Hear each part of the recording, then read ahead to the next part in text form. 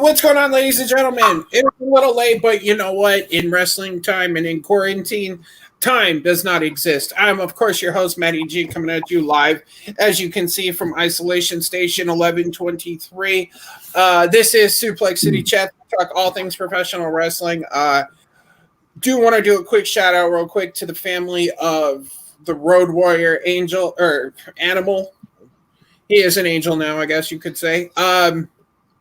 In my opinion, probably one half of the greatest tag team of all time. That's up for debate. You can at me if you want. But we're going to go ahead and introduce the panel.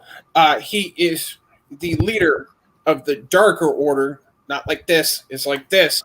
He is Mr. Evil Dose. Are you kidding me? Are you kidding me? What kind of man sends other people to show up late to his show? What kind of man hides behind the Painmaker? What kind of man hides behind the villain? Evil Dose is ready. I see somebody's been watching his Mr. Brody Lee promos.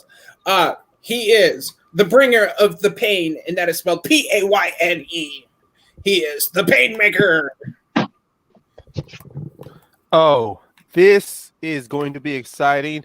And Raw, I mean, it's NXT, AEW, from what I've watched, a bit of Impact has been awesome. But I can't wait to talk about wrestling with you guys, but also for Animal, in tribute to the Road Warriors. Rush.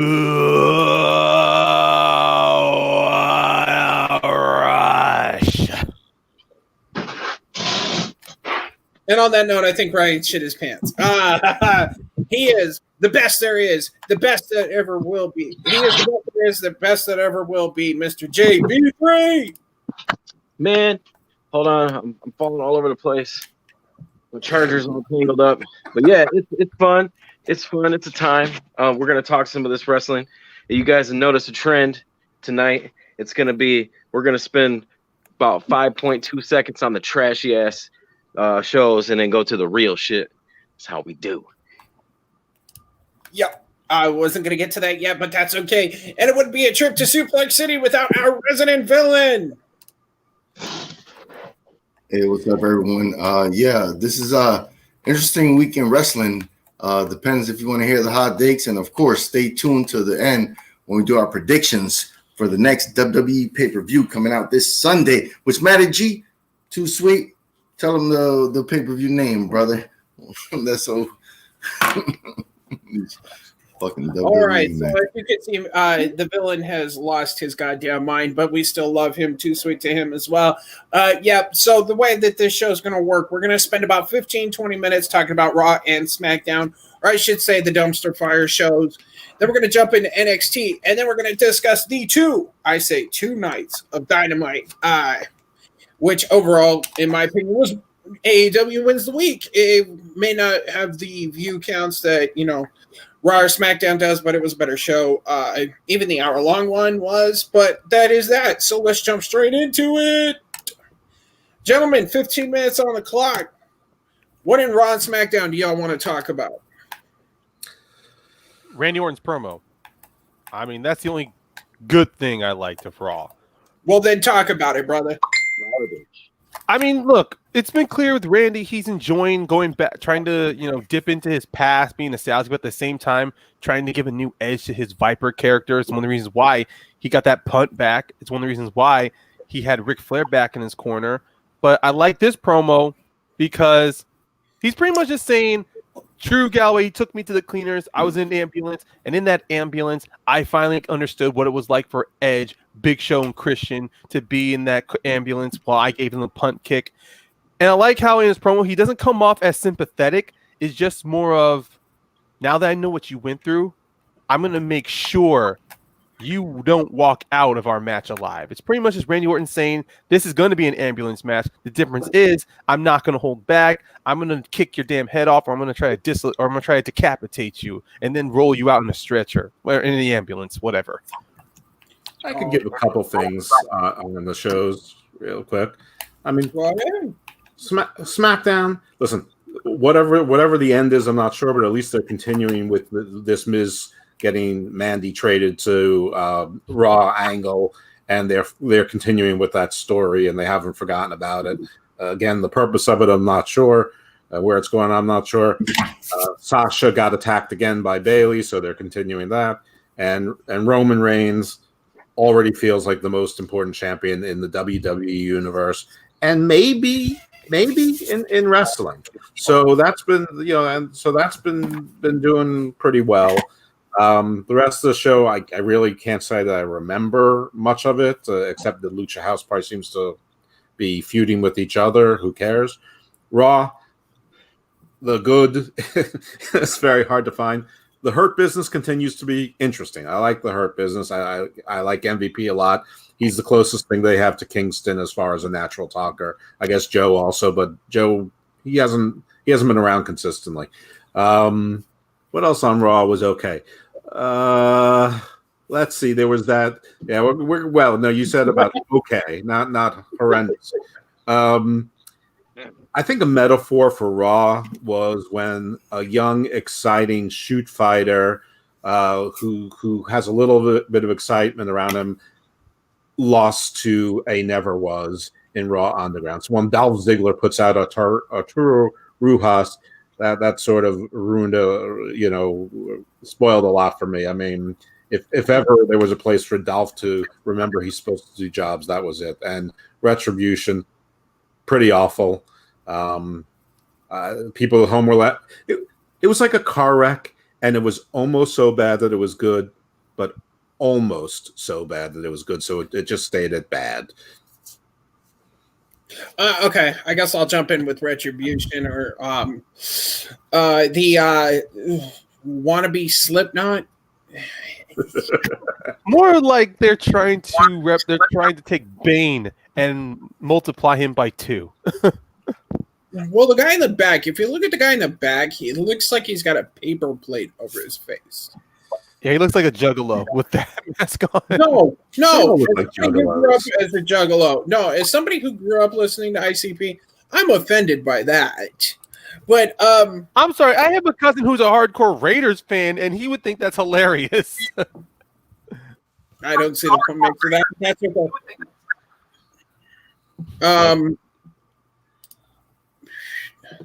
Bane and Best Friends. There you go. Yes.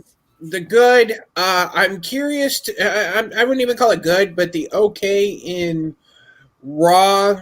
I'm curious to see what they're going to do with this Rey Mysterio's daughter and Buddy Murphy. I wish they would do something similar to like a Romeo and Juliet sort of thing. You know, the two factions are at war and these two come together. But we all know WWE creative isn't that creative for it.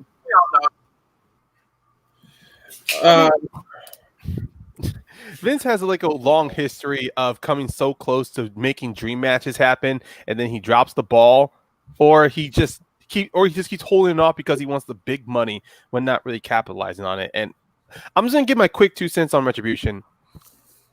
The logic is really ridiculous. They want to destroy WWE, and so WWE's response is give them contracts. I'm sorry, Vince, but you can't. I don't care how much you logic your way around this. I don't buy it.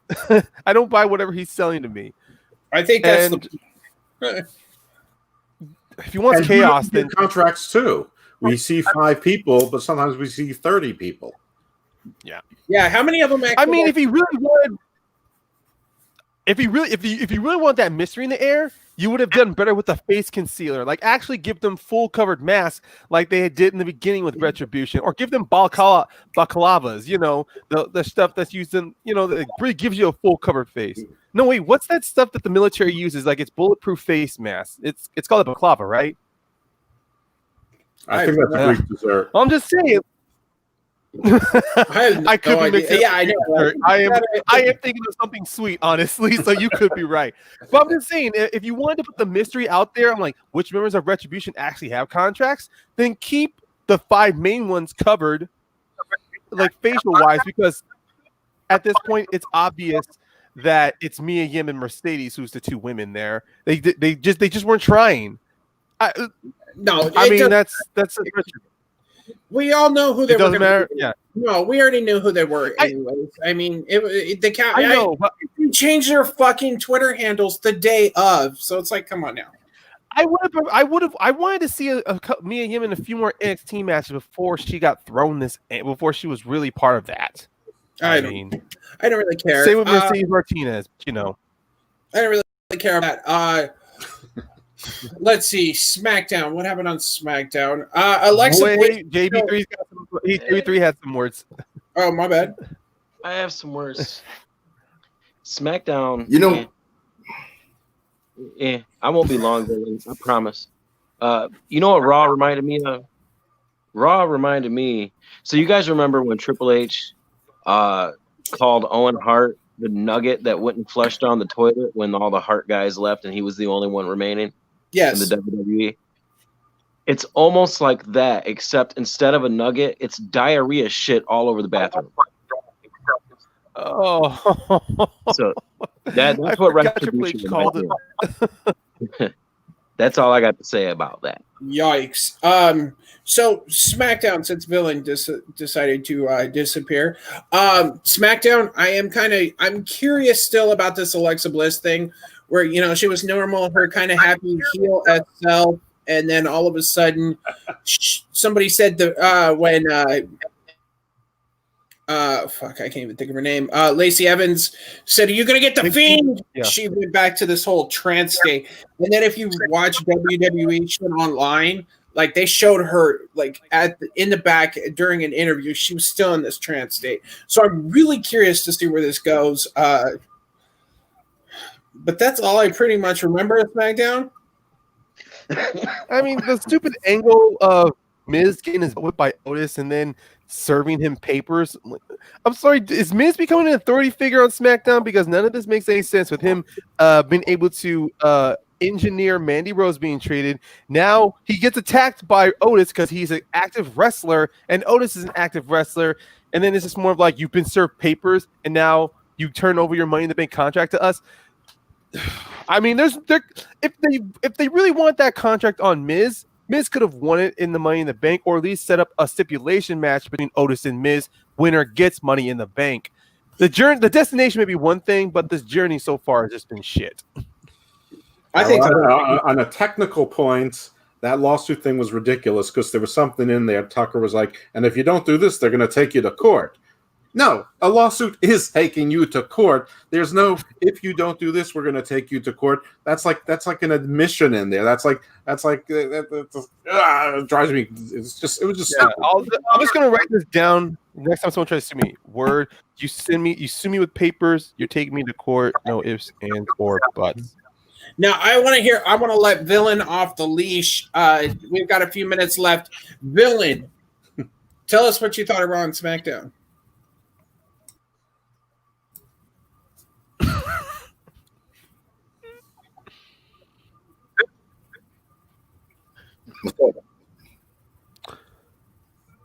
The floor is yours. We're talking about SmackDown and Raw, right? What we thought about it. Yeah. I didn't think nothing about SmackDown because. All right. Yeah. SmackDown. All right. Thank you. SmackDown. I didn't watch it, and it wasn't just something I thought I needed to go back to watch. So whatever you guys said about SmackDown was accurate. Because you guys witnessed it live. I didn't watch it, so I can't really comment on SmackDown.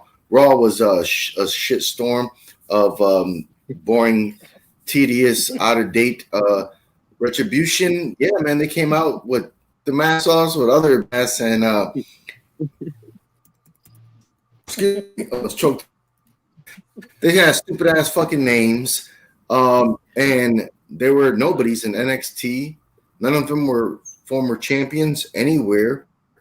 So you don't really have no legitimacy coming in to Raw. And so, yeah, it's bewildering. The names sound like trash.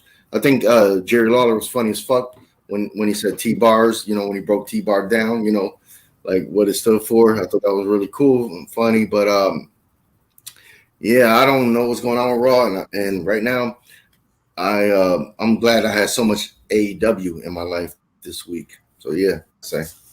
All right, guys. Oh, and then they still had a match too. They had their first debut match in Raw. Oh my God, the debut match. That was stupid the way it ended. We already at Again. 15 minutes. Yeah, no, we're done. We're done. It was stupid. It's stupid. Yeah, time limit. All right, time. NXT. Let's talk about NXT. NXT popped off with a bang. Evil Dose, tell us about the opening match, because I know this is your thing. All right, everyone knows I'm a sucker for battle royals, so I just want that out there. I don't think I've ever seen a battle royal that I haven't enjoyed, and this was no exception. There was nothing remarkable about it. Rhea Ripley and Raquel Gonzalez took each other out basically to further that feud. The Haas women, to delay the Rhea, what I presume will be an EO match down the road when one of them turns heel. I assume anyway. I don't think we'll do face versus face. There was a clever spot where not Caden. You mean Casey? Casey, right, where she climbed on her partner's, like she was sort of hanging on the plexiglass barriers. Mm-hmm. She had never touched the ground, and her partner, who had been eliminated, basically let her stand on her shoulders, and they walked her back to the ring, which was clever, but it didn't get rewarded. So it was like a Kofi spot, but it didn't get rewarded with a win, like most Kofi spots. And Candice LeRae won.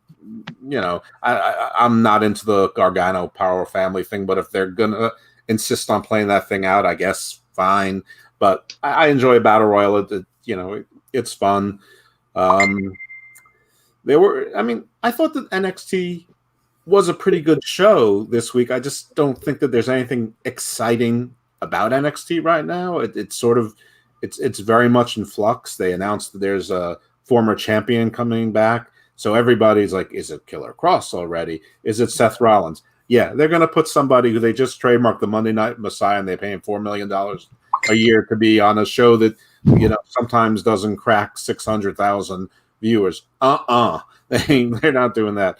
But there was Gargano sort of used Austin Theory to be his stooge to try and soften up Damian Priest. Damian Priest won. Yay. There was sort of an interesting tag team match concept where there's 4 tag teams vying for a titles shot. And one member of each team represented it. And I guess they put the heels together and the faces together. Anyway, the faces were Roddy Strong, who's not exactly a face, and who's Oney Lorcan's partner, Danny Burch. Yeah. So they won, and there was some begrudging respect. But so those 2 teams, what's left of the Undisputed Era heelish facious side, the Strong and Fish, will face Danny Burch and Oney Lorcan to determine who will face Breezango for a title shot. So it was sort of interesting, a little bit confusing, but okay. There was the gauntlet match, which was a little bit weird, but okay. Velveteen Dream came back and eliminated Kushida, so that feud is furthering, and Velveteen Dream is not injured, which, so that's good to know was a work. Anyway, Kyle O'Reilly won, so he's challenging Finn Balor for the title. I know I am forgetting a match in there somewhere. You're telling me? No, I said Undisputed Era. No, that's my pick to win. Okay. Which match am I forgetting? I was watching lots of highlights, man. So I was. You're forgetting Ridge Holland. Ridge Holland, yeah. Priest. Oh, Priest had a match. Oh, no, I talked about that. Was Gargano? That was Austin Theory. There you go. I'm sorry, I forgot when you brought up a couple. Ridge Holland, yeah, he won. Yeah, that was good. I don't even remember who he faced. I like Damian Priest. I hope. Ciampa Atlas. That's right. Ciampa Atlas, right? Ciampa. I mean, it was more competitive, but Ciampa won, I think, in about 5 minutes. Which I actually don't mind seeing Ciampa. I'm going to jump in on that one. I don't mind seeing Ciampa kind of destroy a bunch of people for a while. They want him to be like this crazy powerhouse, like just kind of like the next Cross, because Cross is hurt. and probably out for a goddamn while. I want to see him kind of go back to, I gave up my title because of, injury. I could have been a dick and made you take it from me, but I gave it back to you. Well, Daddy's back. And I want to see him just tear shit up. I want to talk about this random promo. I don't know. You didn't really bring it up, but there was a promo that happened with Night Vision and a weird altered voice where somebody breaks into somewhere and says, this has been mine. It's always kind of like what I want to see Ciampa do, but really weird. And then they bust this glass and steal an old title, which it's an old NXT title. And then the date for TakeOver 31 comes up. Any ideas? I have a theory of who it could be. Yeah. Whoever that is, thank you. Cheers. Don't forget to please hit that follow button. That reminded me of that stupid stalker angle during the invasion that killed DDP. I get it's meant to be a tease. It was a tease for a returning person, but just God, it just gave me those vibes. I'm pretty sure it's not going to hurt who's ever returning. I might have some guesses too. Maybe my wild card guess is that it could be Samoa Joe. Maybe he's just tired of being on the main card and he wants to go back to NXT. I don't believe that. It's the glorious one. I don't believe that either. Like I said, it's wild card. Evil Ghost. But yeah. Then who do you think it is? That's why I call it a wild card. Yeah. Who do you think it is? I believe that it's Bo Dallas. I think it's. Oh, yeah. Who's the only former NXT champion who's doing absolutely nothing on the main roster that wasn't released? Bobby Roode. No, he was out because of diabetes, and Dolph Ziggler has been mocking him on social media, so that's pretty clear what's happening there. Dallas would be my next guess, honestly. Yeah. In the old days either. It's not Big E either, because Big E they're giving him a big push. He's getting a push on Raw and SmackDown. And there's no way in hell Pac is ever coming back to WWE or NXT. So why would he come out? Okay, time out. You said an old champion. I'm just shooting the shit here. I was about to say, why in your right mind would you think Pac would even come back? Because I think the bastard's going straight to the top when he goes back to AEW. Like I'm just shooting the shit. There's nothing. Like I said, I just skip past that promo. Ah, my foot! He can't get into the country. It's like him saying, he can't get into the United States. It doesn't matter. Yo, what if it's CM Punk? Oh. CM Punk to NXT confirmed. You're the right here. And you guys talk about me shooting myself in the foot. I would rather see. Honestly, I don't want to see. This is gonna be a very hot take. I don't give a fuck if CM Punk ever comes back to wrestling. Don't care. Agreed. He has burned bridges, unfortunately. Well, he could do big things. Like if he went to AEW, I'll be honest real quick. If he went to AEW, they'd let him off the leash. He could do what he wants, which would be fine. But I don't give a fuck anymore. Like, I'm tired of this. Like, when he drops little hints. Like, I posted something funny in our private chat, our group chat, of where he typed out something, and if you line up the letters the way he wrote it, it's AEW. I don't care. CM Punk's a big mouth. The pipe bomb was literally something unique when it happened, but that's it. Like, let it die. I'm so fucking. I think his heel run during his reign as champion was pretty interesting when he aligned himself with Paul Heyman. Yeah, but how many times are we? Like, I'm tired of these fans that, like, when something they don't like comes up, we're gonna chant CM Punk. It's like, shut the fuck up. It's actually better than the what chance. There's no fans anymore. Damn. I like. Hey, leave my what chance out of this. My what chance are good, but let's be honest, they work when a superstar can react all of it. And fair. What chance are now just used. Hey, What sounds? you know what we need to do though? Hey, you know what we really need to do? We need to see what this dude, and we need to see what he thinks about NXT, because he went to the stove and now he's back and Did he's you bring ready. the chips? Did you bring And the chips? did you get the blunts? Yo, man, did they have those powdered donuts? No, I got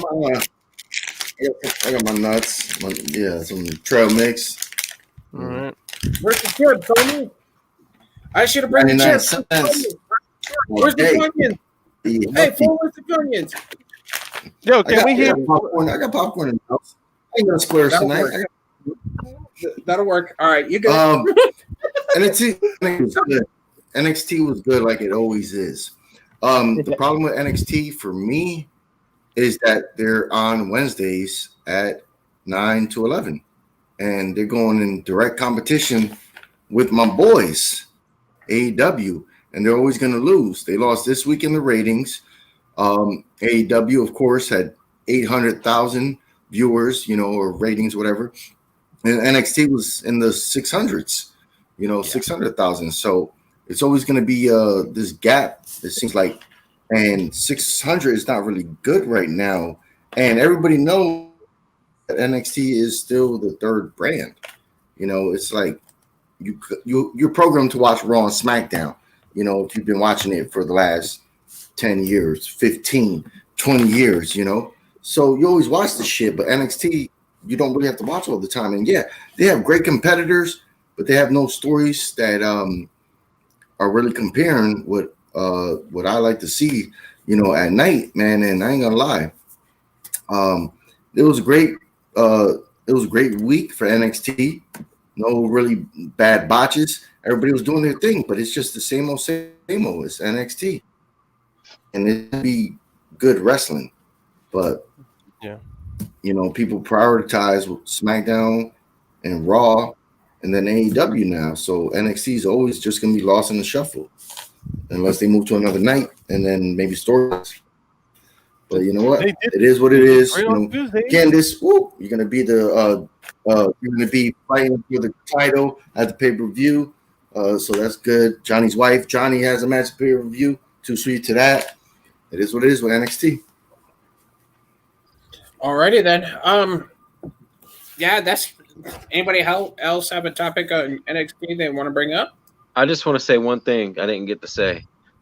Well, then say. Actually, two, because I'm going to add to something that Villain said, because it's funny. Well, you said one. No, I'm just no, I changed my mind. Okay, bro? Give him the room. I changed my mind. Motherfucker, make up your mind. Well, look, Villain said it. He said nobody watches because they're on Wednesday nights.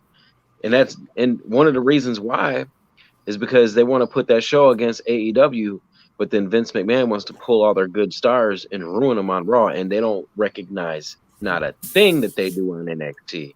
Most of the guys that go on Raw or SmackDown, when they get done with NXT, their NXT history doesn't even get brought up. They barely even talk about Keith Lee being a double champion and running through the whole roster. They just got him up there fighting Randy Orton.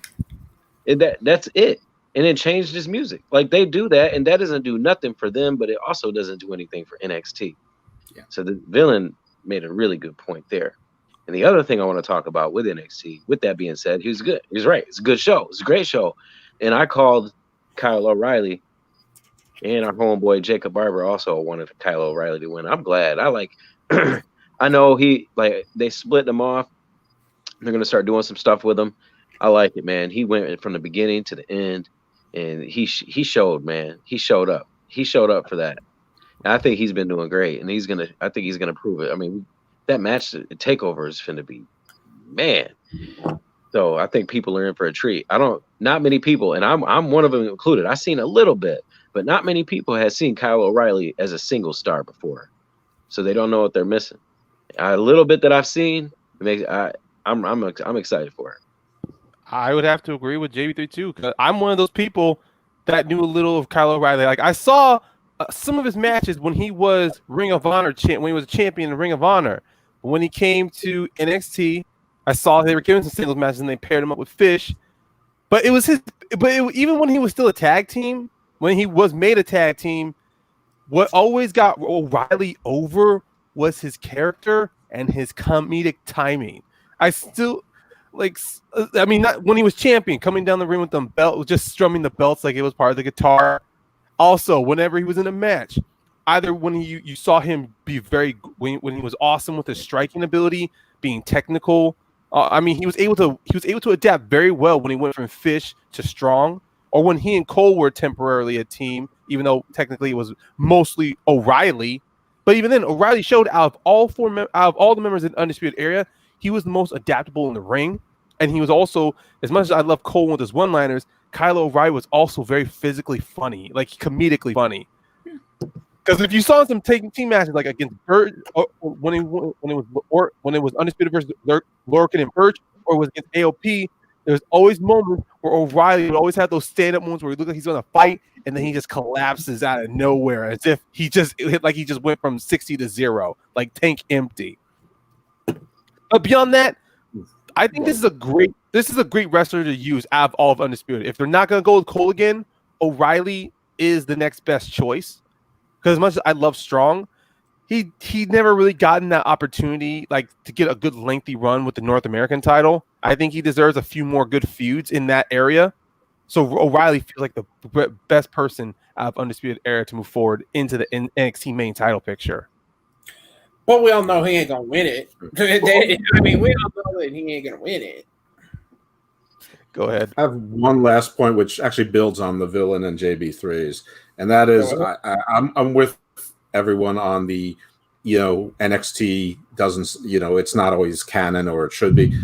I have a preference as to which way to go. I think NXT should be canon with the main roster because they sometimes use it that way, but I don't really care that much if it's not canon or if it is.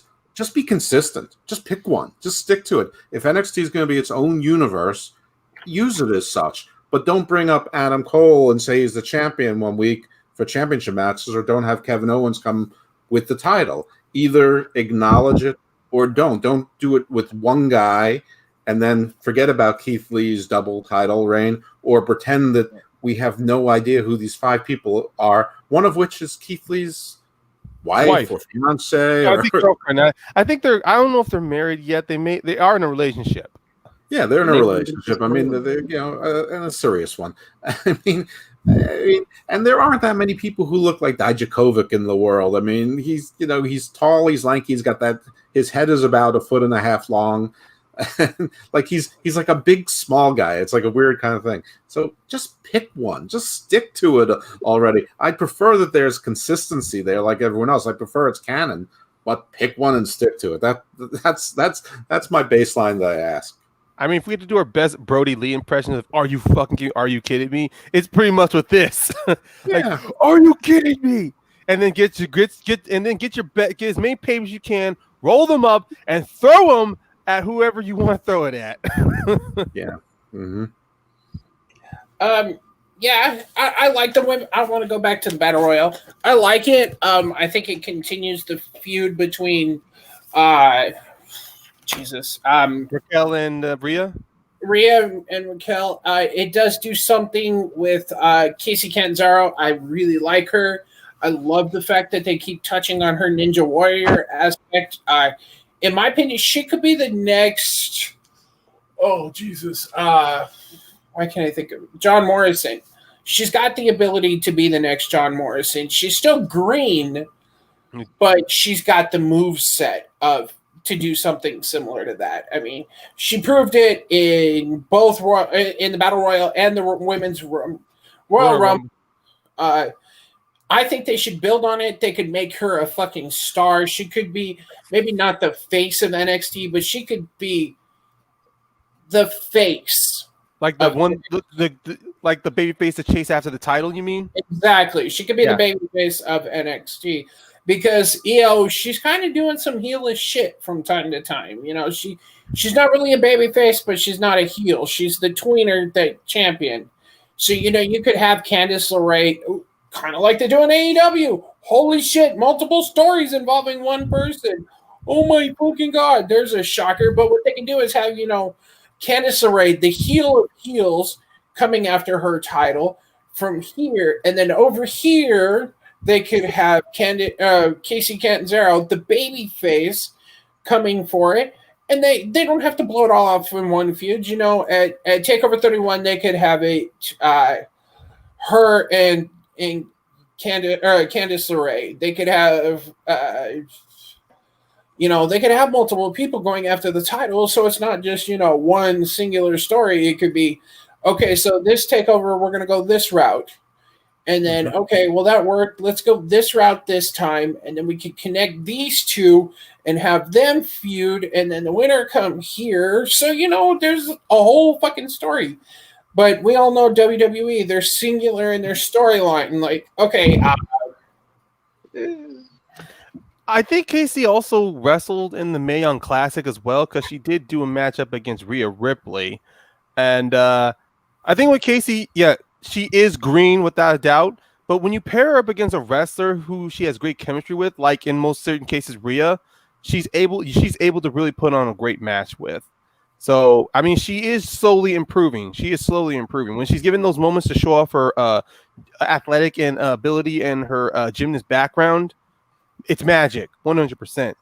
I think also in the Battle Royal, personally for me, I kind of wanted Dakota Kai to win so we can get a proper match between her and Io. But I am still happy with Candice because I think from what we've heard from some of the reports and rumors are saying that Tegan Knox maybe out for a couple months, so whatever feud they were going to do with Tegan and Candice, that's going to be on the shelf. So Candice does seem like she's also another great wrestler to put on a good classic match against Io Shirai, and both have a history back, and they both have a history and a storyline that wasn't actually resolved.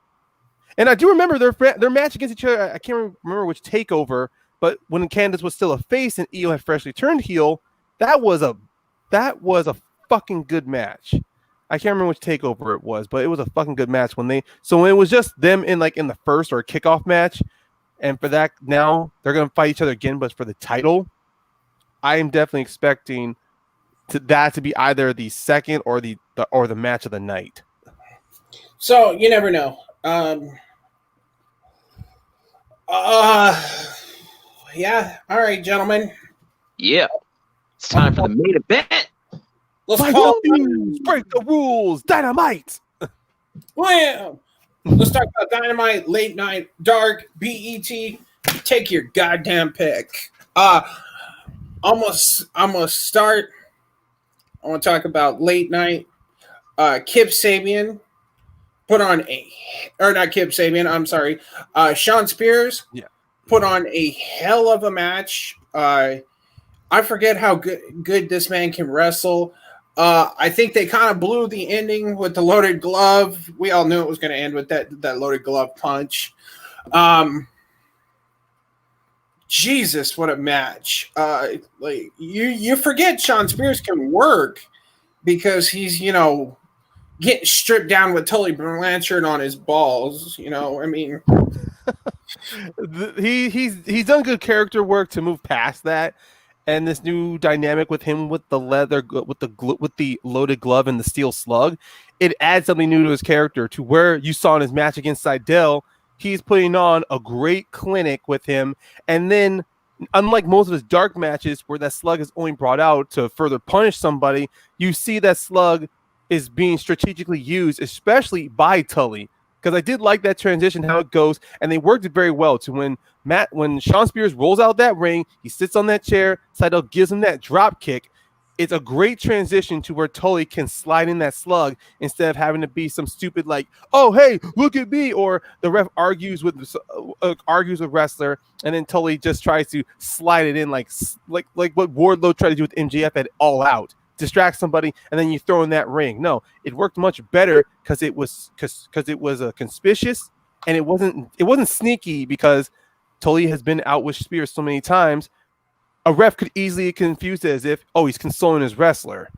So that the way they work in that steel slug is great, and I do think we're going to see another Seidel and Spears match, maybe on Dynamite, or maybe a rubber match down the road. All right, the floor is open. If there's anything in this, anything y'all want to talk about, just jump in. There's so much you can talk about. Ben Carter has COVID, and I don't care. I like Brandy. Ben Carter, damn that. I mean, it sucks his match against Scorpio Sky too. Yeah, and that was a bad transition. Ben Carter has COVID, period. I don't care what people think. I like Brandy, but I'm glad Anna Jay won. Great match. Yeah, I have to disagree with you. If I had to sign for the Dark Order, I'd sign up just for her. There you go. Like I said, I'm glad Anna Jay won. And I do hope that Tay Conti joins, because I think that a women's tag team division isn't the worst thing in the world for AEW, especially with that second show. And also with Tay Conti and her together, I think they'd be great training partners. Because you see with Tay Conti, she in that tag cup, Tay Conti definitely was the heavy out of that team. But even then, Anna Jay, she is slowly improving, and you can see sooner or later those two they're not going to be on the same level as Ivelisse and Diamante, but they are going to be at least one of the second top tier of women's tag teams. But they can get there. They're both developing. They're both. So much potential between those two. And I even liked how Anna Jay was even protected in this match against Brandy. As you see it, Brandy was doing most of the punishing in this match, while Anna Jay, her moves were limited down, and even her comebacks were limited down to where after she makes that first attempt for that rear naked chokehold, it's not until she hurts Brandy, Anna Jay starts to dominate the match, and then she wins. So they did a good job at least protecting her to not make her look too green. I think they all look great. You're right, though. They did kind of, made her, what? JB3, I know you love this show. What you got? I'm gonna branch this. I know Villain's gonna have some really good things to say about AEW, so I won't go too much into AEW Dark, because I know Dark is that's his deal. But I do want to say that I thought it was funny and actually really cool that Matt Sydal wiped off the turnbuckle before he went up there. And then it leads me to a prediction where I see BTE down there. I'm not going to go all the way into BTE, but I'm just going to say I do have a prediction. So on BTE, they did a little story where Michael Nakazawa put baby oil. Who? Michael Nakazawa.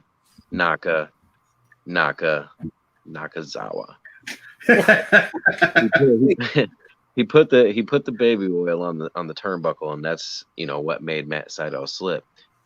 Then just recently, Colt Cabana got his face fixed, and he turned up to look just like Michael Nakazawa.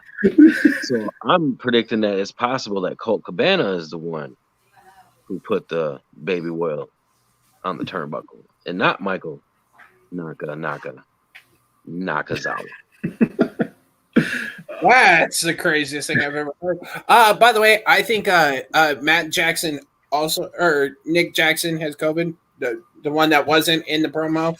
I think he's got COVID too. That's why we didn't see him. Rumor has it he wasn't feeling good.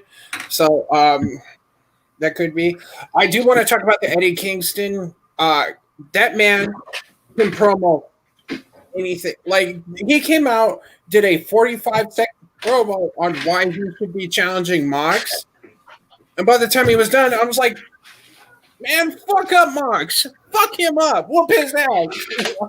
I thought it was like a big deal, just the way he talks. I mean, going back to BTE, he did a promo on a cookie. On a goddamn cookie. And it was fire. Like, the man can talk. The match itself was just monstrous. Like, Jesus Christ. They just... You definitely saw between Kingston and Moxley two similar, but at times different styles going on. Now, both of them, they're hard-hitting wrestlers, but with Eddie Kingston, he relied more on high impact and hard-hitting moves than Moxley, who was someone who'd want to do, like, he would still do high impact, but they would be very quick, like the way he likes to use the paradigm shift, or whenever he wants to clothesline somebody. Like, he's always high impact and with high velocity. But with Kingston, when they were doing their chops back and forth, you saw the difference. Kingston, when he chopped, you heard like resonance, you heard vibrations from that chop. When Moxie went for a chop, it was like you would hit a puddle of water. You get that one sound, but then it goes away. And just the back and forth between those two. And I even like how they ended it with Moxley using the same submission he used on Brody Lee to take out Kingston. It shows with Moxley that he has, like, it brings back to Moxley's variety of tools, or his arsenal of weapons in his match. And also, I mean, with Kingston, yeah, I want to see more of this dude. I liked how when Mox threw him a fucking punch, or he chopped him, or he kicked him, Kingston came firing back with that same intensity, that same viciousness that Moxley loves about whenever he does a promo. Mox sold for him. Like, that's one thing. Like, Mox will sell, but God, he made, like, I knew for a fact Mox wasn't going to drop the title, but they had me believing he could have, and I can't wait to see where this feud goes. Like, the fact they're continuing it, that's great signs too. The fact that they're continuing this feud. All right. So I know why it's continued, but I still want to be. All right, so we're going to discuss that to length. This match I was kind of disappointed with was Shida and Thunder Rosa taking on Ivelisse and Dynamite. Something just wasn't right, and I'm not sure what it was.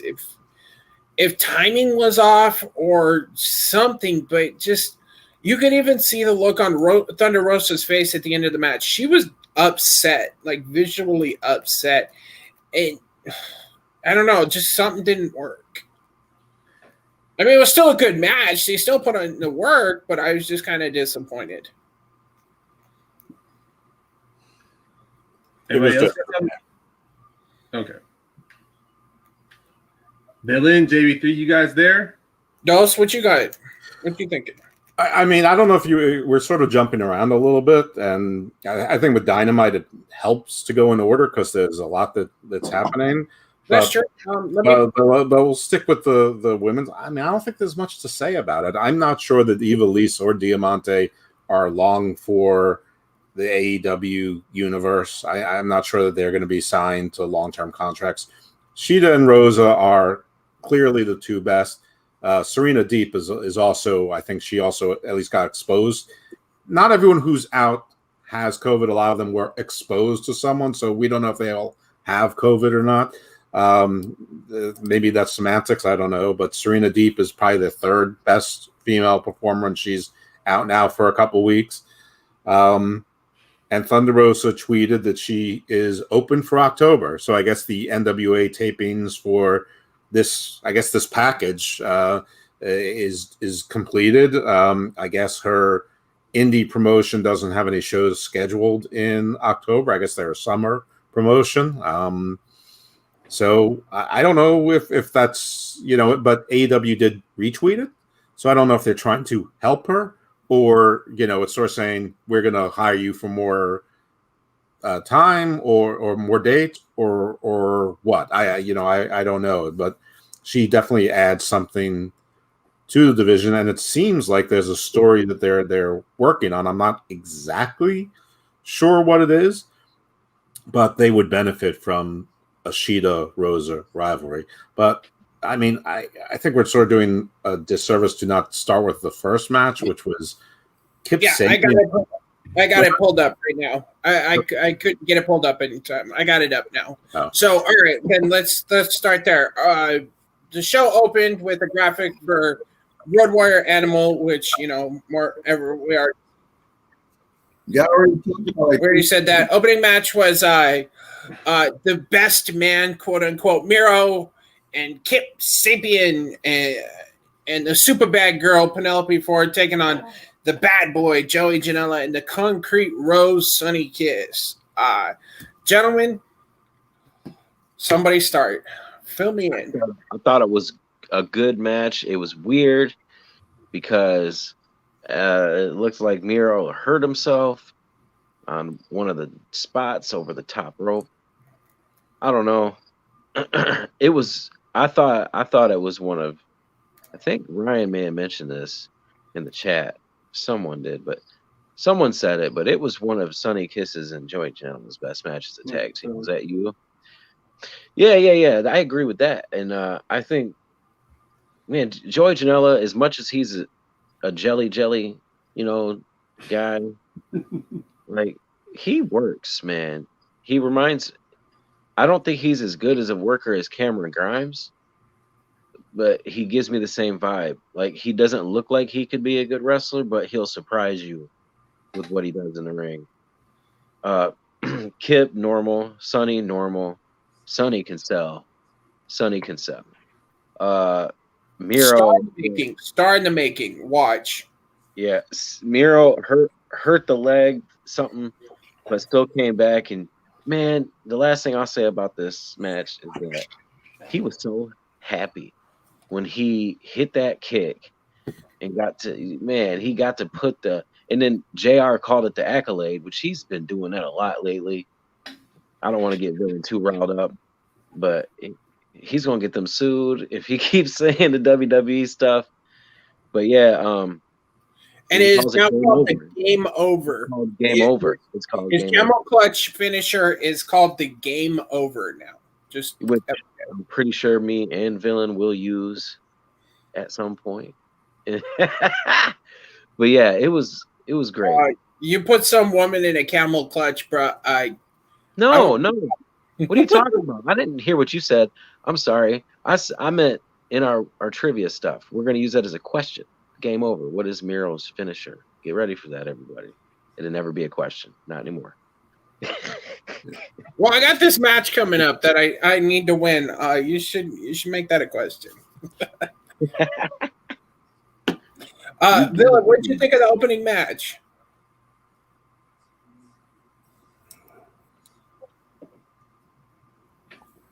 Yeah, I'm gonna talk a little bit because Jesus Christ. All right. My thoughts on this week of wrestling. I actually liked AEW Dark a lot. That happened Tuesday night. They had some fire ass matches, and one of those matches was, I think, the best match of the week, and that was Lee Johnson versus Ben Carson. And the match was fire. The crowd was there. The shit was hyped up. Even before that, we had so many fucking good matches. Commentary was the best of the week. You know, you watch Dark, the commentary just flows. We had a special guest on there. And that was the absolute one, Ricky Starks on commentary. You know, after his match, he joined Taz. And, you know, they went back and forth with Excalibur and Veda Scott. And this shit was just entertaining as fuck, bro. Some fat motherfucker came out named Puff. I guess he was the one that showed up before. Yo, this shit was just good wrestling, bro. The Lucha Brothers were on there and fucking killed it.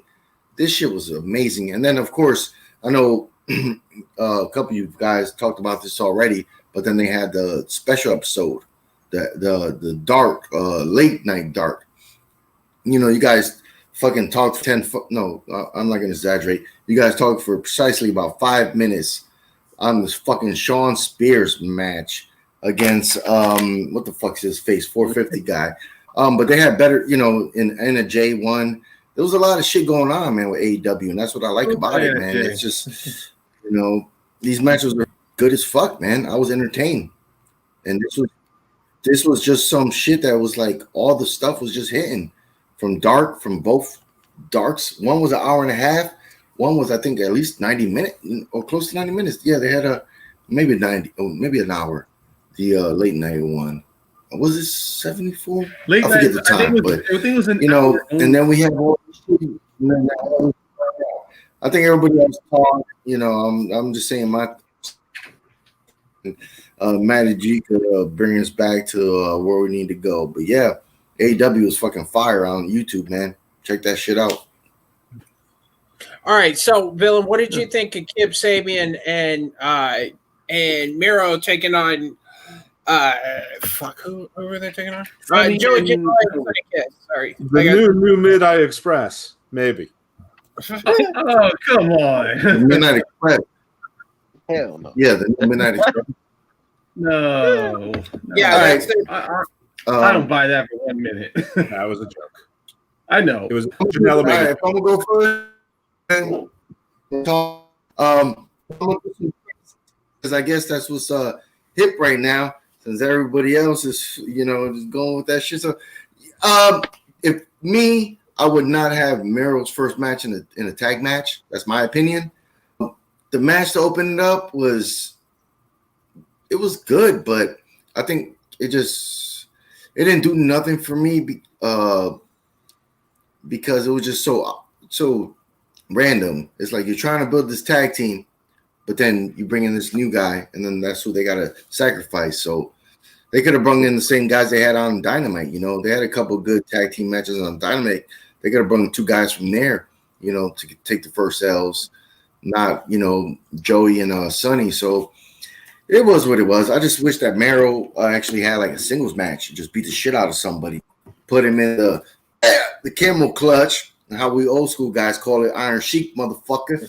And yeah, but that's it for me.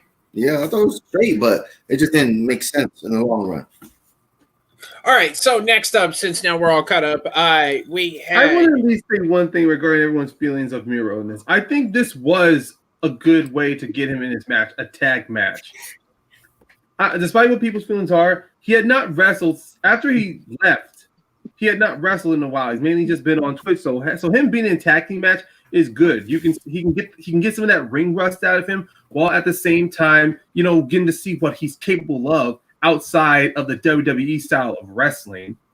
And also at the same time, this helps further his storyline of his relationship with Kip, him being the best man. And they're going to keep, and it's clear AEW is going to at least keep trudging along, keep pushing the story until a conclusion. So at the time, them being at least a temporary tag team would work.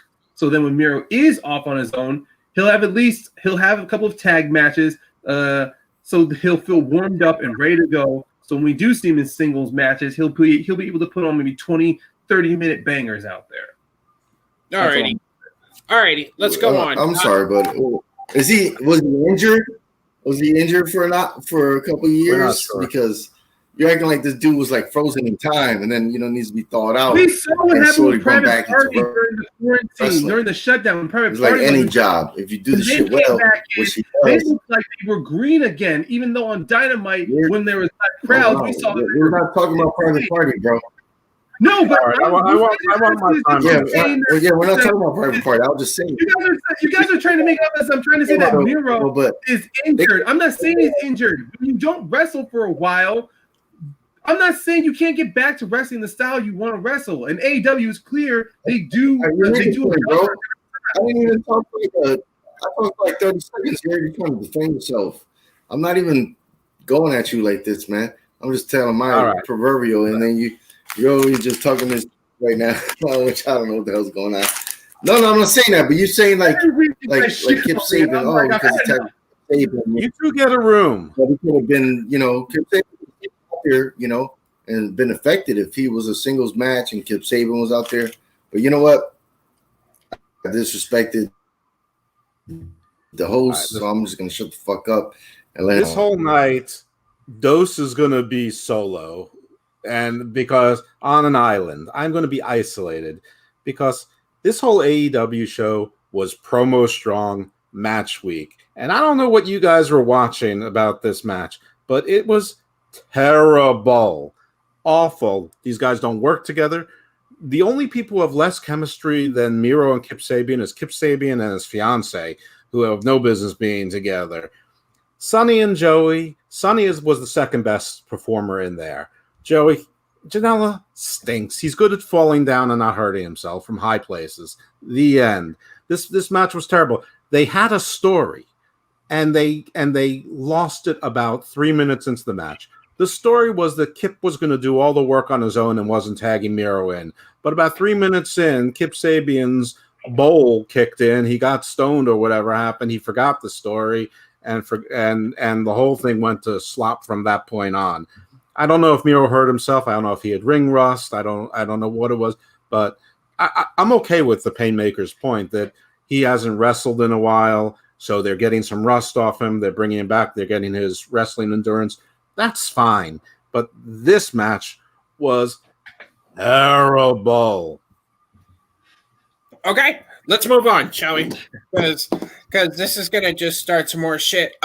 Next up we had Hangman Adam Page and Evil Ono, Evil Dose's arch rival. Kenny Omega came out for commentary, which I don't really give a fuck. I'm tired of this. Kenny Omega said tag team part of me is dead, whatever, who cares. Dark Order came out with Uno.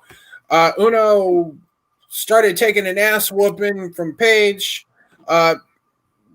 Again, Omega started running his mouth. Page started to fight. Uno came back. Dark Order went to jump him. Uno stopped him. Hangman got the win. Go ahead, gentlemen. Let's discuss this. I think you should call on people, otherwise we're gonna go. That's crazy. fair enough. Go ahead, Dose, since this is your arch rival. It is my arch rival.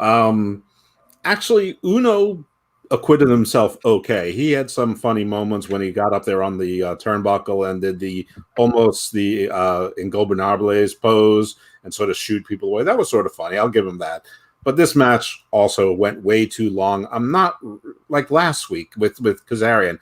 I don't know what they're doing with Page and Omega. It's like they're teasing that there's gonna be a feud, but there's not gonna be a feud. There's no ill will. Are they still tag team? Are they not? Omega keeps saying we're not. So why does he keep only coming out during Page's segment? And why is Omega the only person who looks stranger in clothes than not in a shirt? I mean, he looked like his head came out of a turtle shell. It's so weird. I just don't get it. Maybe it's the hair, and he's so boring on commentary as well. But this match went way too long. Fine, Page won, good, terrific. But I mean, the Dark Order didn't like gang up on him, and Omega didn't abandon him. No one else came out to rescue him. It just sort of ended. So I don't know what the purpose was, and it certainly didn't need 13 minutes to have no purpose. And I can agree with that. I think this match definitely went too long. Paynemaker, what you thinking, brother? What? I actually liked Kenny on commentary. Yeah, they beat the dead horse on if they're still a tag team. But Kenny on commentary, he actually, once again, like last week, he was able to once again give good from a wrestler's perspective on pretty much strategy on how on wrestling the match. And I don't know, it's clear to me, Kenny and Heyman, they're gonna fight each other. Because in the commentary, JR, Tony, and Excalibur, they kept asking him, when are you going to wrestle again? And he said, oh, I'm going to bide my time. I'm going to bide my time. It's clear him coming out here watching Hangman, it's obvious he's going to wrestle Hangman. And yes, you can say that this went on too long, but when you had Evil Uno out there with all those Dark Order goons, it was clear that they were going to get involved at some point. And the whole point of this match was just like last week, it's to make Hangman look good. And you do see that Hangman, when he is not a tag team, he is improving as a singles wrestler. Like the fallaway slam he did off the turnbuckle with Evil Uno. Evil Uno even showing off his ability when he's not a tag team, hitting that senton that looked like it was about maybe like a third or half away from like almost dead center in the ring. These two men, I mean, yeah, okay, let's be honest. Okay, I will admit it did go on a little too long the moment the Dark Order showed up. But even then, I was still enjoying myself in the match, and I was liking some of the back and forth between Excalibur and Kenny, how they were calling out moves and how they're being specific on certain moves being coming out, either if it was a fallaway slam, if it was a hook, like a submission hook, and even on pins. I loved how they clarified whenever people do a pin with a bridge. I like how they like to clarify that pushing your toes up in the air adds pressure. It may not make sense, but at least they're giving an explanation to why you see wrestlers do that when they do those hooks with pushing their toes, lifting their toes up. So at least I like when you get those little technical points read out. Okay, Villain, what'd you think? If he's here. Okay. He's here. Sorry, I was on a different page.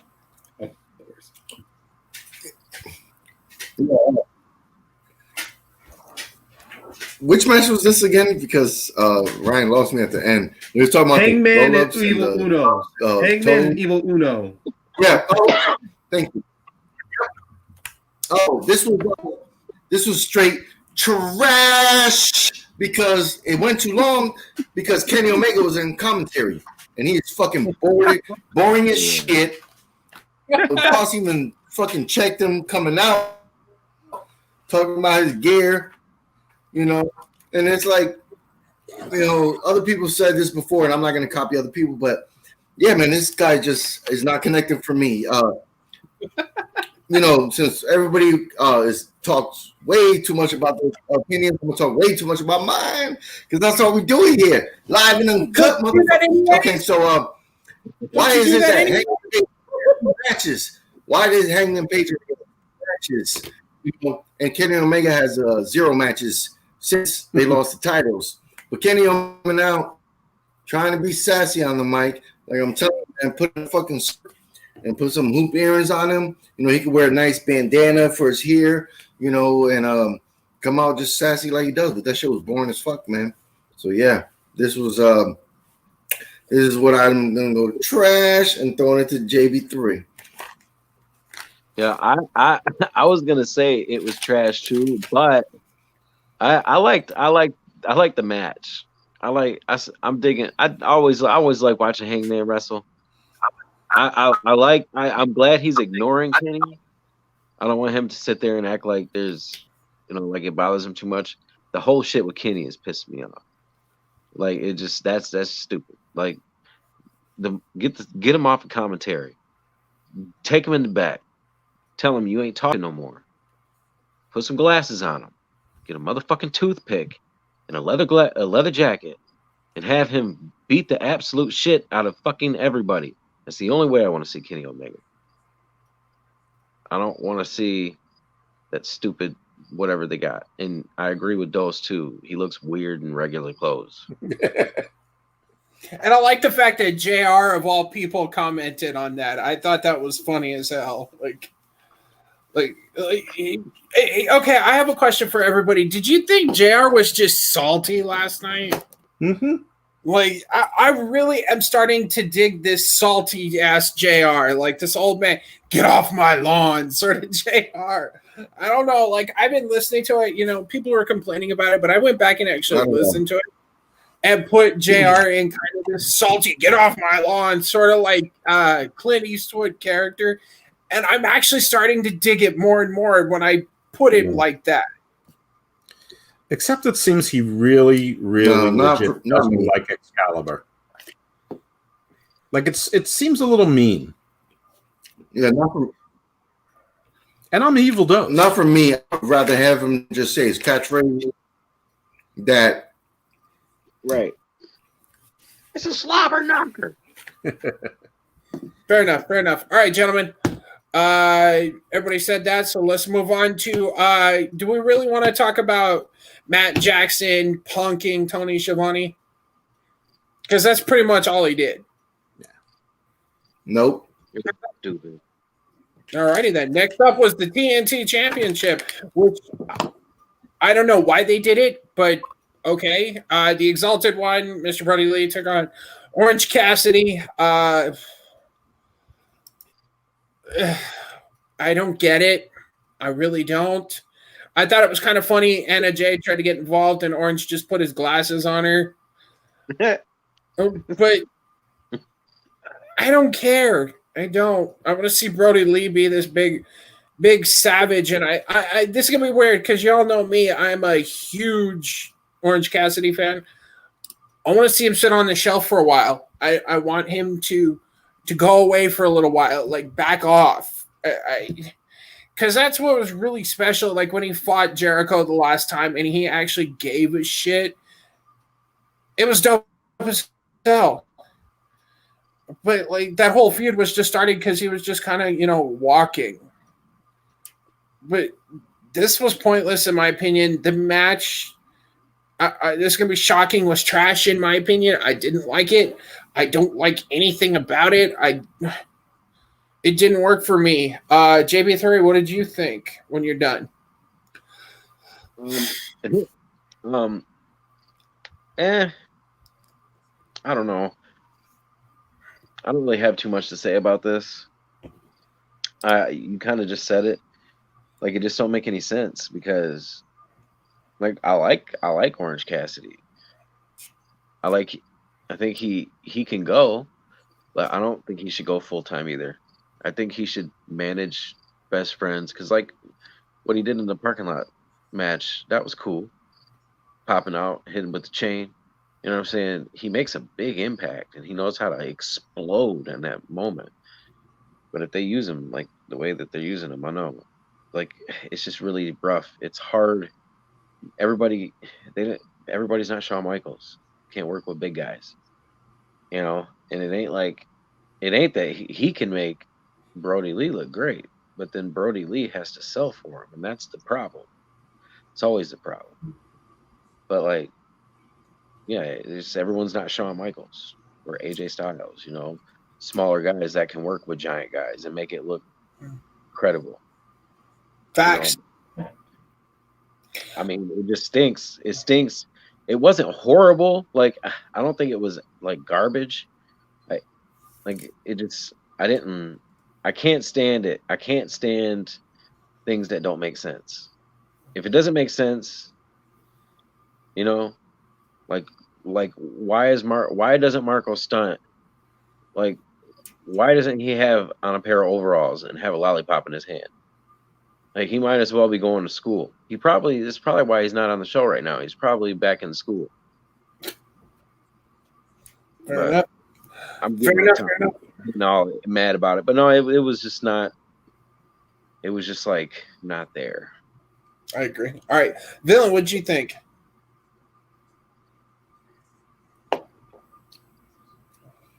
Yeah, the match. I think it was lacking the attention it needed to be, the awareness of what it needed to be. Just looking at it on television, as a fan, you expect more. Sometimes, we paint these guys in a corner, talking about, oh, maybe they go away for a little while and come back, like we are paying them, for all that time that they're not working, so it is what it is. But the match was it was lacking, like, especially at pay-per-view. The build could have been better, and if they would have had a tight 9 minutes of just trying to figure out what was the best for each of them, maybe it was something to talk about. But yeah, this one was a letdown. All right, Dose, what do you think? I mean, I think everybody knows what I think of Orange Cassidy and how he should be used. I will say that some of the stuff they did was clever. I mean, I sort of liked how every time he was being set up for the lariat clothesline or whatever Lee calls it, he would sort of fall down and, he's sort of playing possum, but it went on too long. And I don't believe that he should be able to play possum. And this whole match was sort of a long slog setup. I mean, John Silver had to get involved for gigantic Brody Lee to beat Orange Cassidy. And I know that they're trying to make him into a single legit wrestling star. And everyone on earth knows I think that's a mistake, not just for Orange Cassidy, but, anyone in that size range that isn't, spectacular. In any event, this whole match was a setup to debut a new villain wrestler that we've never seen before, that got a really great pyro and scene in the form of Robbie Rotten. I didn't know that Lazy Town was creating wrestlers now, but that was really quite excellent. So yeah, that was pretty cool. And then it did lead to the greatest promo of Brody Lee's career, which was truly good.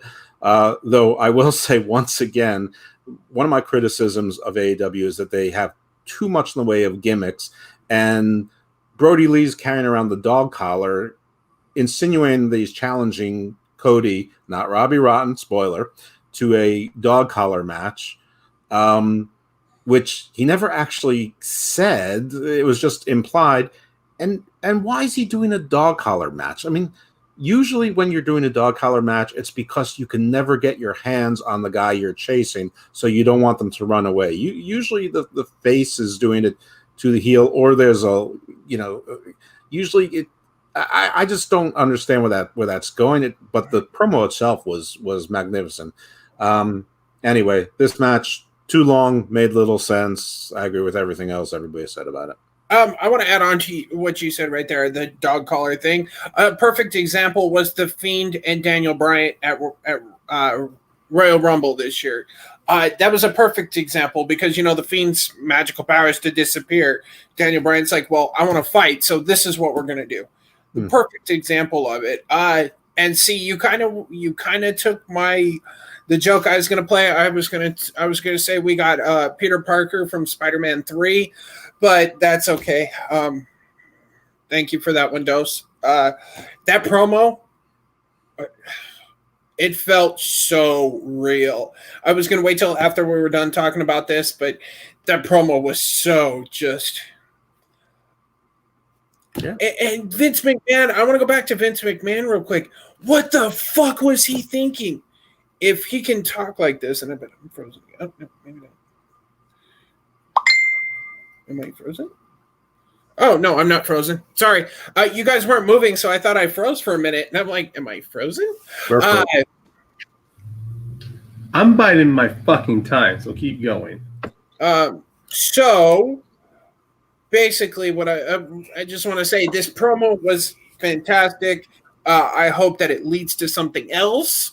I don't want to see a rematch like tomorrow. I want to see this shit build and have like this... But real quick, does that mean all of the Elite have gone heel? Maybe. Because, well, I mean, they've already thrown Hangman Page out, so let's push him to the side. You got the Bucks going bananas. You've got Kenny Omega being like a little bitch. And you've got Peter Parker, Spider-Man 3. Paynemaker, I'm going to go ahead and blow you big. And I'm going to mute everybody because I know somebody's going to want to retract. Everybody's getting muted. The floor is yours.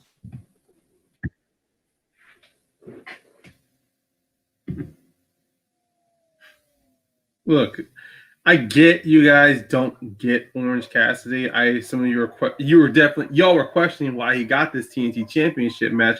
But let's be honest, guys. Let's take a look at Cassidy. He just had himself a big profile feud against Jericho where he won 2 matches in a row after All Out. Even in WWE, when you had a wrestler win a big profile match, the most logical step would be they challenge for a championship or they're on the road to challenge for a championship. And having him going up against Brody Lee made sense. Not because Orange Cassidy was on fire or because he was a hot commodity, but after All Out, you needed somebody to go up against Brody Lee so we'd have 2 different mashup styles. Because after with Dustin, you had a great babyface heel dynamic between the 2 of them. But then also you needed to test Brody Lee. You need to continue testing Brody Lee as champion, putting him up against other wrestlers with different styles. So Orange Cassidy's style, who's more of a storyteller in the ring, it made sense mostly because look, the things that Orange Cassidy did, from his fake outs to avoiding the lariat, to him not being intimidated by all the Dark Order goons, from Silver to 5, 10, and putting the shades on Anna Jay. And then at the same time, you have to see how Brody Lee would react to someone like that. And while, of course, Brody Lee was not selling for Cassidy, that's because Brody Lee did not give a shit about Orange Cassidy. He was there to dominate and win the match. That was the story. And while it did go on a little long, but if you saw what we have seen with Cassidy and Jericho, the longer the match goes, the more serious Cassidy starts to get, the more he starts to try. Now, yes, Cassidy didn't need this. Cassidy was not the right opponent. But what was going to happen? Brody Lee's just going to face another wrestler who all of us be questioning, why is he challenging for the TNT Championship? That's why with Cassidy, it made much more sense. Because in Dark, Scorpio Sky did say he hasn't forgotten, and so he's eyeing for that championship. That's down the road. And with Cody now back, we're getting this feud again. We're restarting the feud with Brody Lee and Cody. And despite, I actually thought Cody's look was fire. The way he's coming out, looking like a vinyl boss from Castlevania. Honestly, the way with that chain on the side, with this new black, with going back to his old black hair instead of the yellow, that shows a change in character of Cody. And also, it was a great lead. It was also a great transition into Brody's Brody's promo. While the story itself was wonky and while it dragged, but the end result is there. Brody Lee is now going to have more people coming after him. He's going to have Scorpio Sky, who's going to keep building those wins on Dark. He's going to have Cody, who's now back on Dynamite. And it's obvious the Dark Order are about to have a feud with Best Friends and Orange Cassidy. I mean, because if y'all saw from BTE, the most recent BTE, the fact that they got Trent Small involved, there's going to be a feud between Dark Order and the Best Friends. So this is just my 2 cents there. It was just more like, it made sense to me why Orange Cassidy was chosen. It's just multiple storylines, as you were talking about earlier on with when you were talking about on NXT, Matt, regarding Io Shirai, Candice, then Casey. You saw they were trying to plan out multiple storylines, and the execution may have been off, but I was willing to go along with it. Alrighty. Then let's move on. Basically, Matt Hardy and them came out, called Inner Circle. Isaiah Cassidy said he's going to beat Chris Jericho. That happened. Not a whole lot that I really care to say here. Does anybody want to step in on this, or should we just go straight into FTR?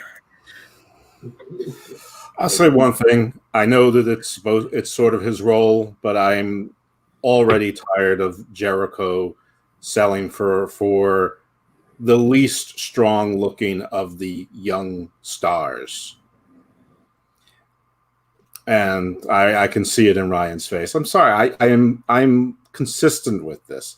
If you're going to sell for the younger star, make it somebody who looks strong. Mark Quinn doesn't look like he could beat up my son. And I know that it's wrestling, it's supposed to be fake, but if you want to bring in those new fans, they have to turn on the TV and go, wow, that's something I got to look at. And Private Party's green as it is, so let them continue to hone their skills as a tag team. That's what Matt Hardy is doing, working with them, or at least that's what I thought. And Jericho is still their anchor tenant, their big star, their go-to guy if they need. If Moxley gets COVID, who do you think is going to be the one to carry the belt? It's going to have to be Jericho. So you can't spoil him by losing to people like Orange Cassidy and maybe losing to Mark Quinn or Isaiah. Is it Kennedy or Cassidy? Isaiah Cassidy. Isaiah Cassidy. Even Matt Hardy. I mean, he should beat Matt Hardy too.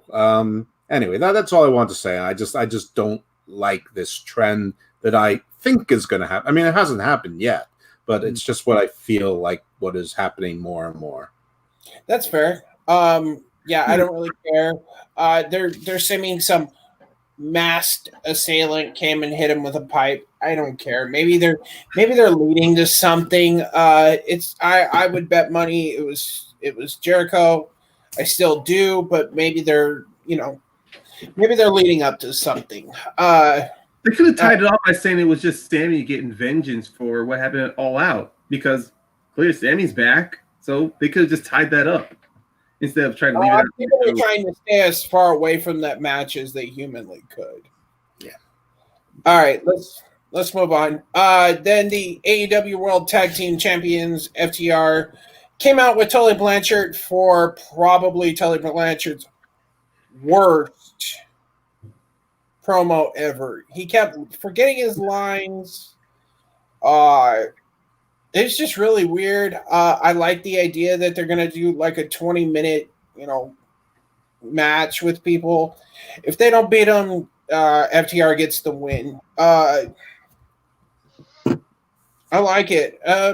It because Mr. JB3 is a tag team kind of guy. What, in my opinion, what it does though is FTR gets their time in the spotlight. They get to have these hard hitting, quick matches.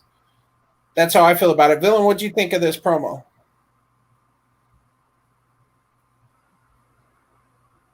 You're muted, homie. There you go. I think he knows. Yeah, I agree. It was not the best.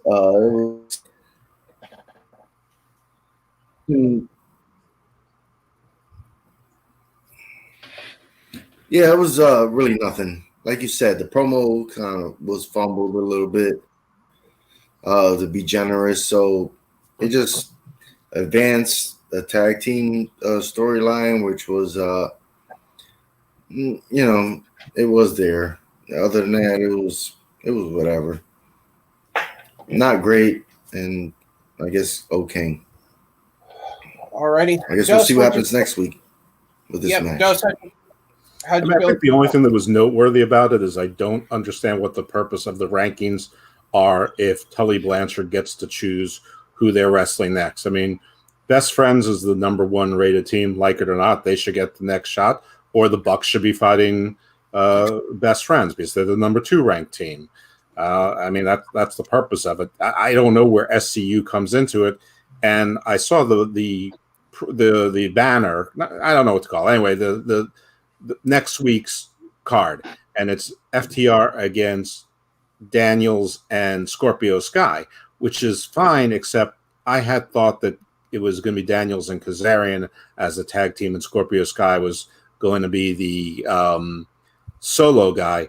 Maybe Kazarian's sick too, or got exposed. I don't know. I mean, and that might be why a lot of things were off tonight. Maybe they got word that a lot of people tested COVID, and Brian Cage was also sick. He said it was something else. Maybe they were all shook up by it. I understand. I might be too. But as far as aside from the ranking part of it, it was fine. It was a typical wrestling promo, pretty old school, consistent with FTR's story. They didn't do the 3 salute, which I thought was a little bit noteworthy. I'm not sure why. But I'm going to give everything a pass because I think this show was sort of discombobulated because of the news. So not much. Going back to the rankings, SCU is not even on the ranking list. Yeah, I thought so. It is Best Friends, Bucks, Nightmares, Butcher and the Blade, Santana, and Ortiz.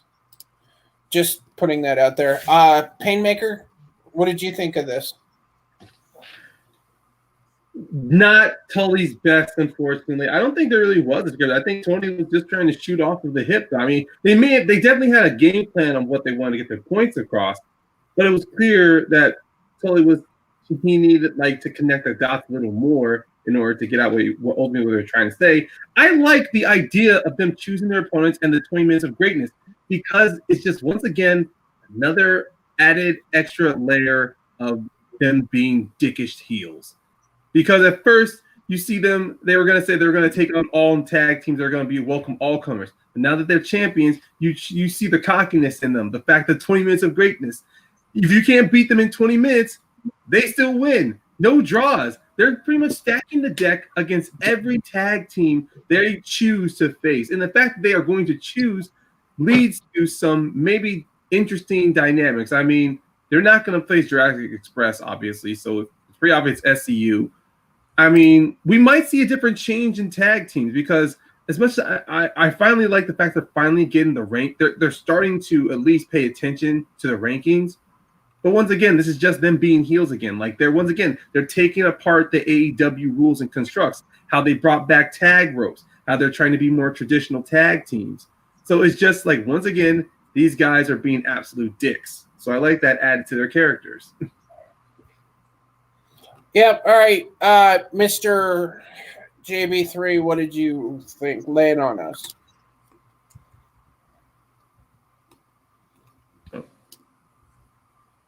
Yes, JB3 had to go. All right.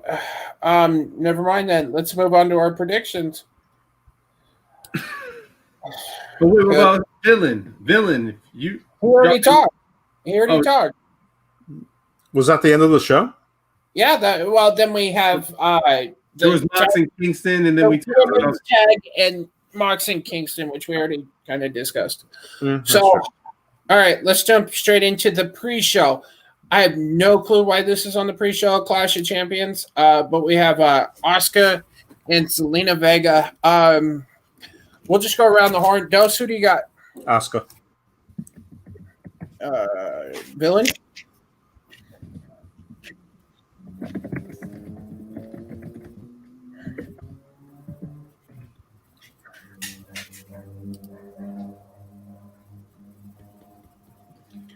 We're doing Clash of Champions predictions.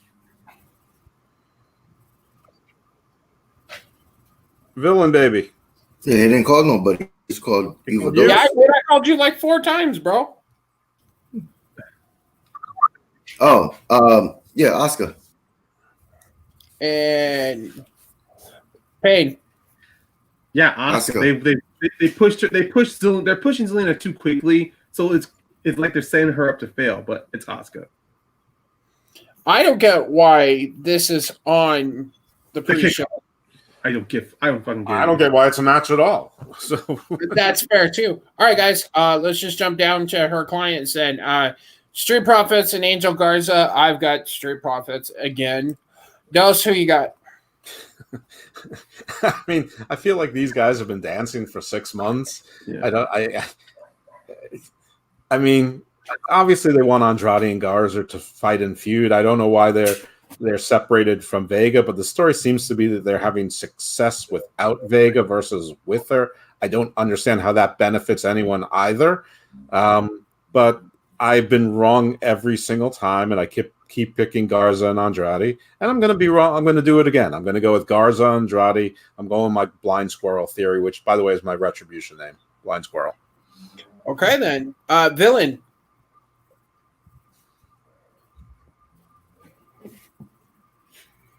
Maybe he can't hear me. I can hear you. Can you guys hear me?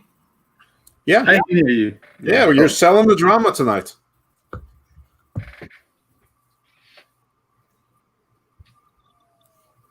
Profits or Garza? My laptop's dying.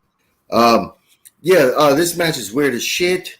Clash of the Champions, and the SmackDown champions lost to these guys, and these guys are fighting nobodies right now. So I'm gonna pick. I'm gonna pick the upset. I'm gonna pick the other team, not the title holders. I forgot the names already because they don't even have a team name. Just read the banner below on the screen. Yep. Guys. Yep. All right. PAYNEMAKER, who you got, brother? I'm actually gonna side with Dos on this one. I'm going Garza and Andrade because they've done this dance so many damn times. It's either you put the belts on these guys or have them feud against each other. It's clear neither of them are turning face, so it's clear WWE is hesitant or they suck at doing heel versus heels. So it's either they're going to be champions or once again Profits are going to walk out with that W. So I'm going to go against their stupid narrative, and I'm going Garza and Andrade. Fair enough, gentlemen. Fair enough. All right, tag team. Let's jump to the next one. Cesaro Nakamura versus Lucha House Party. I've got Cesaro and Nakamura because I think we're going to see a Lucha House Party Civil War. That party is going to be rated. Dos, what you thinking?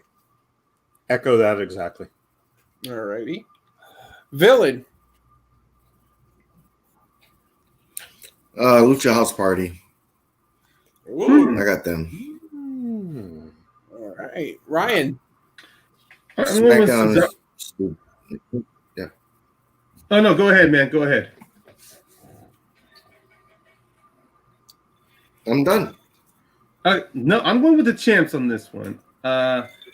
It's maybe they'll break up Lucha House Party, maybe they won't. But it's clear that the year of team breakups is not over yet. That's fair. All right, gentlemen. Let's go SmackDown Women's. Bayley, Nikki Cross. I just think Bayley's going to retain because we're going to see Sasha versus Bayley down the road. Yeah, Oh, Bailey. I'm going with Bailey. Look, I thought Nikki Cross deserved. I mean, as much as Nikki Cross is doing a good opportunity, this is a distraction from the main storyline between her and Alexa. So, to be honest, this could have been Bailey versus Lacey Evans, or Bailey versus Naomi, or Bailey versus Natalia. No, wait, Natalia's on Raw. Sorry. I mean, this is one thing that pissed me off why Mandy Rose got traded. You could have inserted her into this match as a transitional placeover for the Sasha. Yeah, it's just a pick, brother. It's just a pick, bro. It's just a pick. Whoa. All right, Dallas, who you got? I agree with everyone. I think it's going to be Bailey. I'm just not sure who's going to.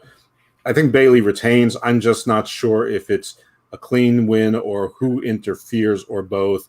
Sasha interfering to get Bailey or Cross disqualified, or if Alexa Bliss pulls a Fiend trance and takes out Cross. So I just don't know how it's.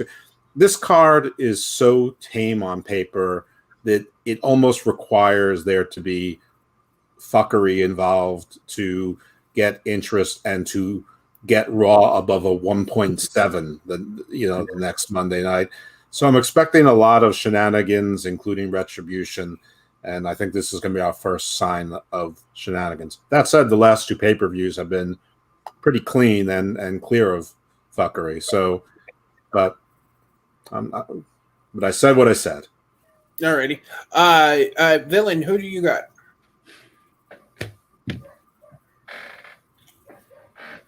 I think he already said who he won in that match. I didn't hear him. That I jumped first. Sorry, that was me. My fault. So, Villain, Bailey or Nikki?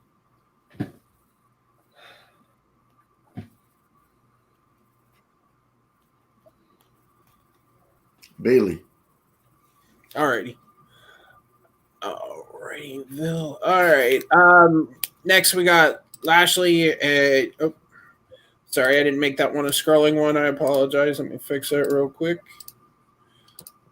There we go. Lashley and Apollo Crews. I've got Lashley because it wouldn't surprise me if Retribution gets involved and Apollo Crews wins by fuckery, but I think Lashley's going to retain. Nels?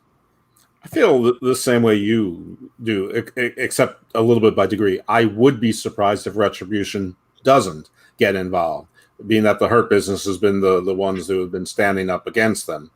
And it would make sense. I mean, it's the only way to sort of keep Lashley strong and give the title back to Crews, which I'm not against. But I want the title to stay with Lashley, and I wouldn't be surprised if this didn't galvanize more of the Raw locker room against Retribution to build towards Survivor Series. So maybe Crews and even his little friend Ricochet don't join the Hurt Business, but come to a détente because they have bigger fish to fry right now. So I'm thinking maybe Retribution lays everybody out. I don't know if I made a prediction. Lashley retains. No, I got what you said. I knew where you were going. Villain.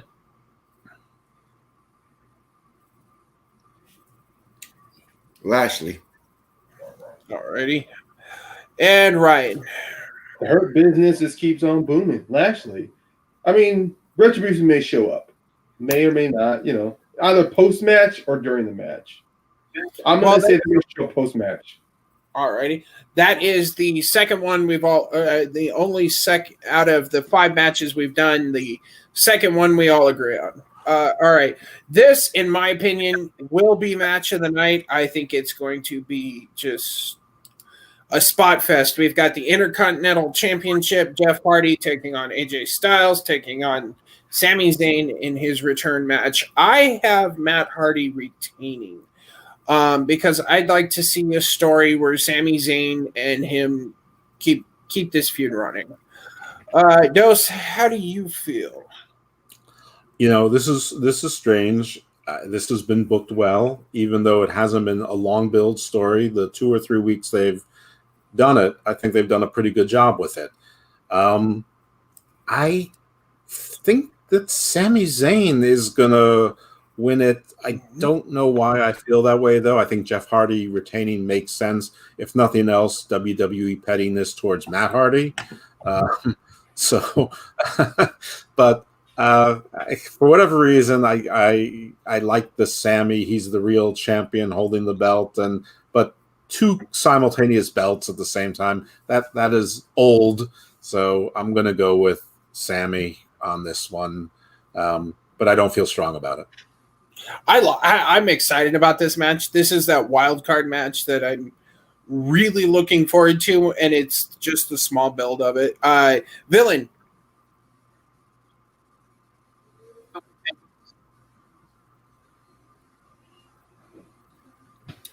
Yeah, I look forward to it too. It's a ladder match, so that's the only match that's different than the rest of the matches on the card.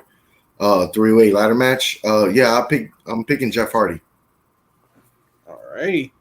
And Ryan, let's hear your long-winded explanation. Sammy. I mean, after the content that was Lana's being put through a damn table over the pettiness of Miro's one-line comment, yeah, Sammy. They're not shy about being pissed off at wrestlers that take shots at them. Alrighty. The next gimmick match we have on the card, Drew McIntyre and Randy Orton in an ambulance match. If you are watching the show for the first time and don't know what that means, basically there's no pinfalls, there are no submissions, there are no countouts. The way to win this match is you knock the shit out of your opponent, you throw them in the back of the ambulance, and you close the door. I have Orton winning because I think some shenanigans is going to happen. McIntyre is going to lose it. Orton's going to go on a run. Probably Drew McIntyre will win the Royal Rumble, and he'll get his WrestleMania moment like he should have. Ghost. In defense of the Painmaker, I think I'm the one that's been long-winded tonight, not so much him. It's just this constant dig at me. I'm used to it. I don't have much of a feel for this. No, I have nothing but love for him, so it's all good. I feel like Keith Lee needs to be involved in this somehow. I think the Retribution needs to be involved in this somehow. But in an ambulance match, I don't think that happens, at least not until after the match is over. I don't think they're taking the belt off Drew. I don't think they're going to penalize him for what's going on during COVID time. Randy's a great heel, but he wants to work part-time. I just Drew. I'm done. Just Drew. All righty. Villain. Randy Orton, this is one people should actually be talking about because, I don't know, people think too much into it, but I think Randy Orton's been killing it, and it don't matter about anything else. If you're doing great, then you should get rewarded. And he's been doing great. And why not? Drew could win the belt back. So, yeah, I'm picking Randy Orton. Alrighty. Painmaker.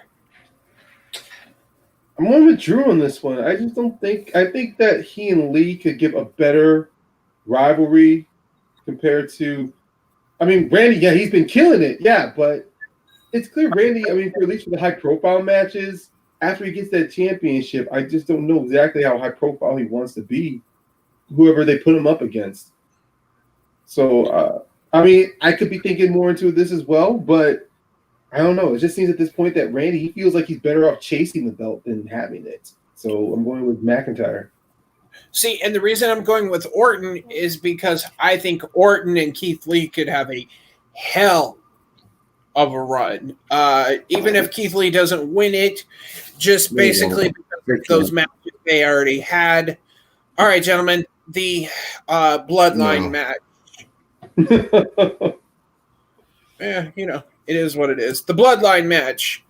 Roman Reigns taking on Jey Uso. I have Roman fucking destroying Jey Uso.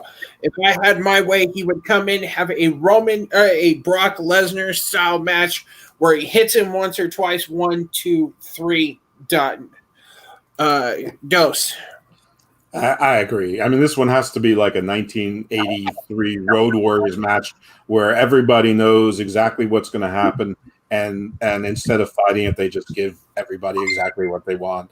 This whole thing is about Roman solidifying himself as a heel and betraying what's more than betraying family. When did Jay got so stupid? I don't know, but okay, he's in love with his cousin. That's fine. But yeah, Roman. I think they're going to give Jay a good showing, but I think in the end it's going to be violent and diabolical. There you go. All right, Villain.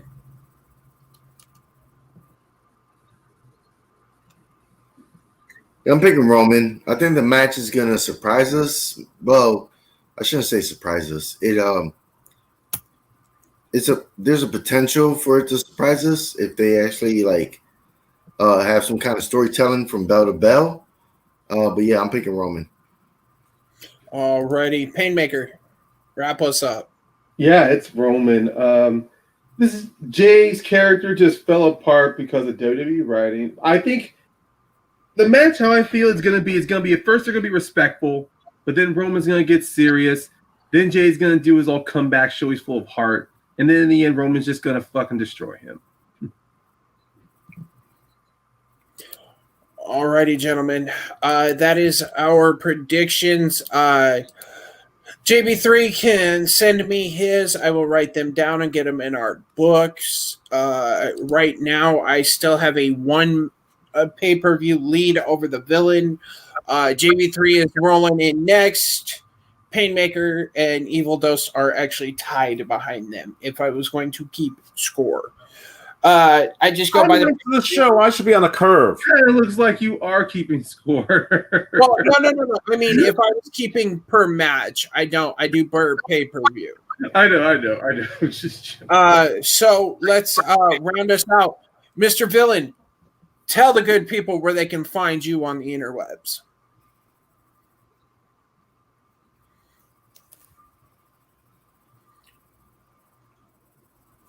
Who, me? Yeah, sorry. My internet's glitching out. Sorry. Yeah, you, Villain. Oh, okay. You can find me here talking wrestling on Suplex City chat. So yeah, right here, baby. Jack of all trivia, big things for life. Jack of all trivia, for life. Paynemaker. Yep, I'll be here on every Thursdays on Suplex City chats. Pretty much starting another debate and civil war amongst everyone in this panel. And you guys can find me on TMG running franchise wars or helping co-host some of the other divisions they have there, like Geek, and also holding it down as a singles champion. Right, yo, Mr. Evil Dose, where can the people find you and the Darker Order? They can find us dining on danger and dancing with death because dead men tell no tales. Right here Thursday nights on Suplex City Chats. Woo! Around 10 or 10:30 Eastern time, somewhere around that. We'll show up. Just be patient. It'll be worth your time. You can also find me on Garden of Doom, my excellent podcast with my co-host Shaheen from Nuclear Heat Graphics. Found wherever fine podcasts can be found. Free show. And on Twitter, Icarus Fell MD. Come follow me. I only have 179 followers, so apparently I need more clout. So, join the fun. Hey. Twitter. I do want to shout out Evil Dose's podcast. I did give it a listen to while we were at school today. It is fantastic. They do go just off the walls. It's not wrestling. They talk about everything. It was great. For JB3, you can find him over at Nerd Entertainment Network on Facebook and YouTube. He does the combat wrestling trivia over there. Definitely check that out. And Matty G, you find me right here on TMG Entertainment. I am the Game Zone Commissioner, which means if you like to yell at people about video games, let me know. I can get you in a debate. Also over on TMG Entertainment on Facebook and YouTube for everything TMG related. We that is our trivia league. I'm the kind of spearhead of the singles division, so I can help pencil you in somewhere. Saturday night we'll be back. I will be playing in a live action role playing game this weekend, Saturday night. I will post the link everywhere. It is based off of the Silence of the Lambs and the Hannibal stories. So come check us out doing that. Those people from Dark Hills Events will be back next Saturday on our channel right here for After Dark Takeover. And we're going to be playing one of their games Saturday night or Sunday nights here. We also do Movie Mania, which is basically our movie game show. We play 4 or 5 different rounds. Whoever's got the most points wins. No records, no belts, no nothing. This is good old boys having a good old time. Also new on the channel, Inside the Horseshoe. It is our football NFL based talk show. So give us a like. And for everybody here, Too Sweet.